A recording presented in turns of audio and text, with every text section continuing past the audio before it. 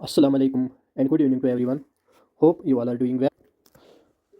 तो आज हम एक और वीडियो आपके लिए लाने जा रहे हैं और ये वीडियो इंपॉर्टेंट वीडियो एक है जिसमें हमने कुछ इंपॉर्टेंट टर्म्स जो है वो हमने डिस्कस करनी है। तो ये टर्म्स आज हम पहले क्यों डिस्कस करेंगे, रीज़न ये है क्योंकि ये हमें बायोलॉजिकल क्लासिफिकेशन में फिर काम आते हैं। तो ये टर्म्स जैसे कि हालोटाइप, आइसोटाइप, सिनटाइप, पैराटाइप, लेप्टोटाइप, नियोटाइप, इपिटाइप, तो ये टर्म्स फिर आगे जाके हमें काम आते हैं और चांसेस है कि इन टर्मों में से ज़रूर एक ना एक क्वेश्चन आएगा। तो ये बायोलॉजिकल क्लासिफिकेशन के रिलेटेड ही वीडियो है, लेकिन इसमें हमने कुछ टर्म्स बायोलॉजिकल क्लासिफिकेशन के रिलेटेड डिस्कस करनी है कि हालोटाइप क्या होता है या बाकी टर्म्स जो यहाँ पे हैं, तो ये हमने डिस्कस करने हैं। तो इस वीडियो में हम यही डिस्कस करेंगे और मुझे उम्मीद है कि इस वीडियो में से आपका 1 मार्क्स या 2 मार्क्स ज़रूर हो जाएंगे। तो हमारे यूट्यूब चैनल को आप सब्सक्राइब कीजिएगा, अपने फ्रेंड्स के साथ भी यूट्यूब चैनल शेयर कीजिएगा। तो चलिए हम करते हैं शुरू आज का वीडियो। तो पहली टर्म जो है वो हमने डिस्कस करना है कि हालोटाइप होता क्या है। हालोटाइप होता क्या है, तो आप ये समझ सकते हो इस तरीके से। तो आप इस हॉलोटाइप को ऐसे भी समझ सकते हो, एग्जाम्पल के हिसाब से हम लेंगे। तो जब कोई रिसर्चर जो है, जब वो किसी ऑर्गेनिज्म को आइडेंटिफाई करता है, उसके बाद उसकी क्लासिफिकेशन करता है, तो क्लासिफिकेशन के बाद अब जो वो स्पेसिमेन उस स्पीशीज़ के रिलेटेड उस टाइम सबमिट करता है, that specimen is called the holotype. तो आप, मुझे उम्मीद है कि आपको ये समझ आया होगा। तो हॉलोटाइप मीन्स क्या होता है, ये वो स्पेसिमेन है जब एक रिसर्चर एक स्पीशीज़ को क्लासीफाई करता है। At the time of identification in classifying the species, the researcher submits a reference specimen, that reference specimen is called the holotype. ये एक ओरिजिनल स्पेसिमेन होता है जो इसको सबमिट करना होता है ताकि जो भी ये डिटेल हमें प्रोवाइड कर रहा है वो हमें उस स्पेसिमेन से रिफ्लेक्ट हो जाए। तो उस स्पेसिमेन को कहते हैं हॉलोटाइप। तो ये ओरिजिनली एक जो ये रिसर्चर होता है, ये किसी जगह पे जाके वहाँ पे कोई नई स्पीशीज़ को आइडेंटिफाई करता है, फिर उस स्पीशीज़ को क्लासीफाई करता है, क्लासीफाई करने के बाद उसकी आइडेंटिफिकेशन वगैरह सारा कुछ हो जाता है। और जब, तो इस चीज़ को बोलते हैं हॉलोटाइप। तो हॉलोटाइप क्या होता है, जब कोई रिसर्चर या कोई ऑथर जो है वो किसी स्पीशीज़ को डिस्कवर करता है, फिर क्या करता है उस स्पीशीज़ को आइडेंटिफाई करके क्लासीफाई करके साथ में उसका एक स्पेसिमेन दे देता है, और जो स्पेसिमेन वो देता है उस स्पेसिमेन को बोलते हैं हॉलोटाइप। और ये हॉलोटाइप उसने जो भी कैरेक्टर्स उसके आइडेंटिफाई या उसकी क्लासिफिकेशन की होगी वो उसमें रिफ्लेक्ट होनी चाहिए। हॉलोटाइप को दूसरा नाम बोलते हैं, ये रेफरेंस पॉइंट भी है। तो आप पढ़ सकते हो हॉलोटाइप क्या होता है, the single specimen designated by the original author. यहाँ पे ध्यान रखना है, जो ओरिजिनल ऑथर जो ये डिजिग्नेट करता है as a type specimen when a new species is first described. Example, when a new butterfly species papilio एरहेनस is discovered, the scientist select one butterfly and marks it as the holotype. This specimen becomes the reference point for that species. और इस species को क्या बोलते हैं, holotype। दूसरा जो point है वो है लैक्टोटाइप। लैक्टोटाइप क्या होता है, अब क्या होता है कि जब किसी ऑथर ने हॉलोटाइप कुछ रीज़न की वजह से वो आइडेंटिफिकेशन के टाइम हॉलोटाइप सबमिट नहीं कर पाया, जब उसने किसी स्पीशीज़ को क्लासीफाई किया, आइडेंटिफाई किया, लेकिन वो किसी रीज़न की वजह से उस टाइम हॉलोटाइप सबमिट, ये क्या बोलते हैं इसको, वो हॉलोटाइप सबमिट नहीं कर पाया, तो अब क्या किया जाता है, वो ऑथर उसी जगह पे जाके एक उसी लोकेशन से जाके एक स्पेसमैन को कलेक्ट करता है, फिर उस स्पेसमैन को वो उस आइडेंटिफिकेशन जो उन्होंने वो डिटेल्स दी होती है उसके साथ रखता है, तो उस स्पेसमैन को आप बोलते हैं लैक्टोटाइप।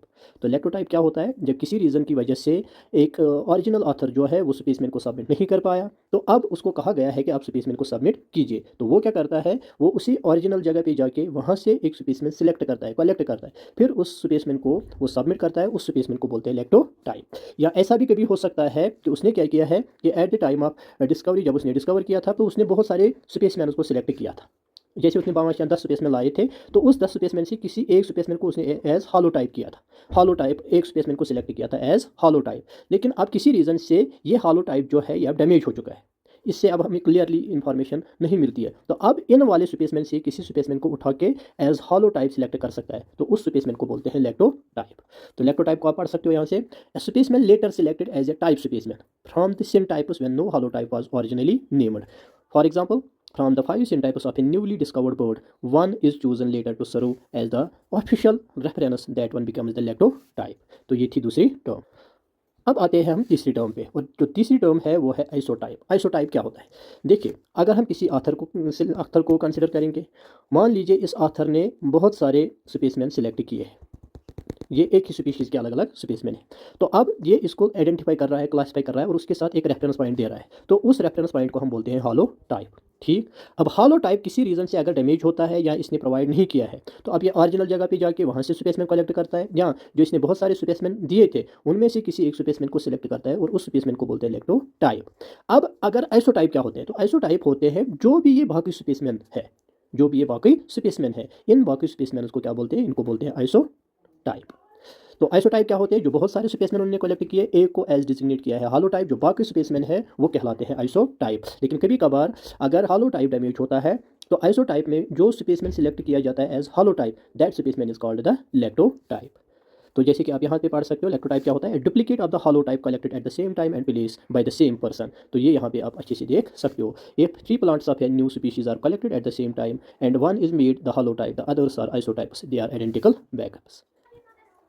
अब आते हैं हम नेक्स्ट टर्म पे, and that term is syntype. तो सिन टाइप होता क्या है, देखिए सिन टाइप का मतलब होता है कि जब किसी ऑथर ने कोई स्पीशीज़ को डिस्कवर किया है, तो स्पीशीज़ को डिस्कवर करने के बाद वो आइडेंटिफिकेशन और क्लासिफिकेशन करता है, तो क्लासिफिकेशन के साथ साथ उसको एक स्पेसमैन भी सबमिट करना होता है।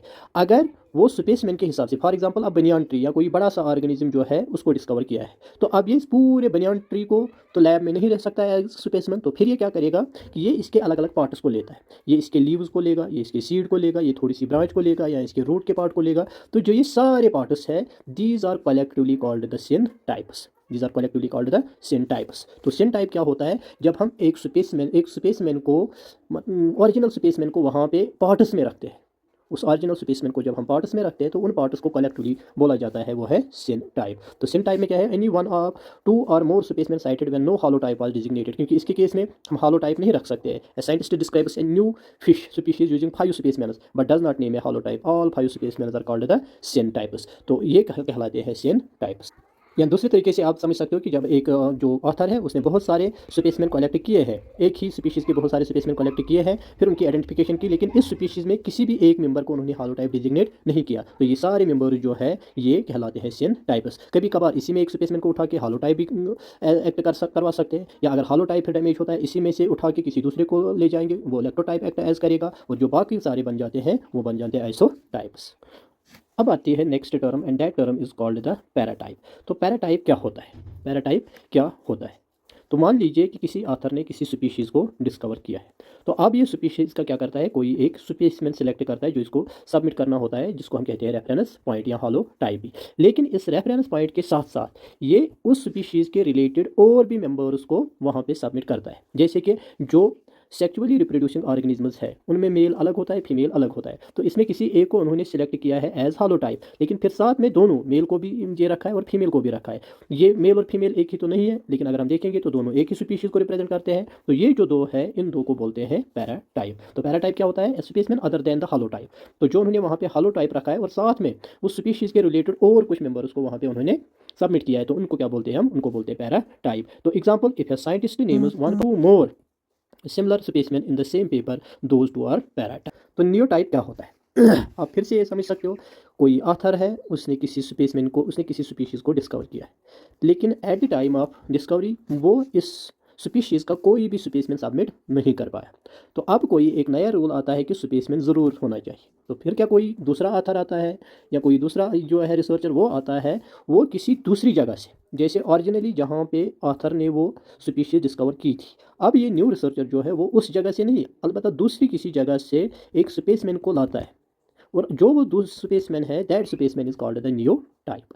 तो नियो टाइप और लैक्टोटाइप में डिफरेंस ये है, लैक्टोटाइप क्या होता है, वो एक्चुअली हालोटाइप जब प्रेजेंट नहीं था तो उसकी जगह ओरिजिनल स्पेसमैन या तो उसी प्लेस से लाया गया था, या उसी ऑथर ने लाया था, या कुछ बहुत सारे स्पेसमैन लाए थे, फिर उनमें से एक स्पेसमैन को एज लैक्टोटाइप सिलेक्ट किया था। लेकिन यहाँ पे क्या होता है कि ओरिजिनल ऑथर भी मौजूद नहीं है, ना वो ओरिजिनल लोकेशन है, और ना पहले वो उसने बहुत सारे आइसोटाइप्स लाए थे। तो अब क्या, दूसरी जगह से दूसरा रिसर्चर एक स्पेसमैन सिलेक्ट करता है और उस स्पेसमैन को बोलते हैं नियो टाइप। जैसे कि आप पढ़ सकते हो, specimen selected to replace the holotype when the original is lost or destroyed. If the holotype of a lizard species destroyed in a fire, scientists can select another specimen as a new type to serve as the new reference point. जो अब last term है वो है एपिटाइप। तो एपिटाइप क्या होता है, तो अगर हालोटाइप भी एब्सेंट हो, अगर लैक्टोटाइप भी एब्सेंट हो, अगर आइसोटाइप भी एब्सेंट हो, अगर नियोटाइप भी एब्सेंट हो, या अगर इनमें से कोई एक प्रेजेंट है भी लेकिन उससे उस स्पेसमैन की आइडेंटिफिकेशन नहीं हो पाती है, तो फिर हम क्या करते हैं, उस स्पीशीज़ को समझने के लिए हम किसी और चीज़ का सहारा लेते हैं, किसी और चीज़ की रेफरेंस लेते हैं। तो जिस चीज़ की हम रेफरेंस लेते हैं उस स्पेसमैन को समझने के लिए, उस चीज़ को हम बोलते हैं एपेटाइप। तो जैसे कि एग्जाम्पल में आप देख सकते हो, एग्जाम्पल ये है कि मान लो आपने कोई हॉलोटाइप सिलेक्ट किया है। अब हॉलोटाइप जो है वो डैमेज हो गया है, लैप्टोटाइप भी अवेलेबल नहीं है, बाकी चीज़ें भी अवेलेबल नहीं है। तो अब क्या किया जाता है, यहाँ जो ये हॉलोटाइप है इसको हम बाहर निकाल के बच्चों को या बाकी जो है जो ये पढ़ना चाहते हैं उनको हम क्लियरली नहीं दिखा सकते, क्योंकि इसके पार्ट डैमेज होने के चांसेस है। तो इसकी जगह हम फिर स्पेसमैन एक को लाते हैं जो ये डिस्क्राइब करता है, जो एग्जैक्ट उसी तरीके से होता है और ये समझाता है हमें कि ये स्पेसमैन किस तरीके का है। उस स्पेसमैन को बोलते हैं एपेटाइप। तो ये कुछ टर्म्स थी जो हमने आज डिस्कस किए। मैं उम्मीद करता हूँ कि आपको ये लेक्चर अच्छा लगा होगा और आप हमारे यूट्यूब चैनल को आगे भी अब बहुत सारा सपोर्ट करोगे। थैंक्स।